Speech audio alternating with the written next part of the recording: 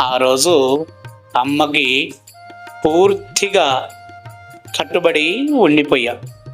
ఎటువంటి కట్టుబడి అంటే, ఇకపై ఆలస్యం చెయ్యవద్దు, ఇక నేను చెయ్యాల్సినటువంటి అసలైన సాధన సమయం ఆసన్నమయ్యింది, ఇక నేను ఏదైనా చేయాలి అనుకుంటే తక్షణం పిలిస్తే పలికేటటువంటి దేవత రావాలి. ఆ తక్షణం పిలిస్తే పలికే దేవత రావాలి అనంటే నేను నిస్వార్థముగా లేకుండా ఉండాలి.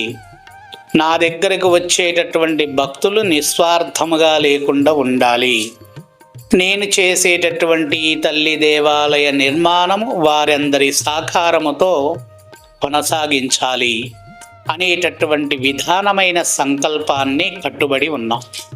వెంటనే కిరాతవారాహీదేవి హోమం పూర్తయిన తర్వాత తెల్లారి వెళ్ళి దేవాలయంలో నా తల్లి ప్రచంగరాదేవి అమ్మకు, వారాహీదేవి మాతకి తెలియచేశారు. అమ్మా, మీరు ఎప్పుడు నాకు ఆజ్ఞని ప్రసాదిస్తే అప్పుడు నేను ప్రారంభం చేస్తా అని చెప్పాను.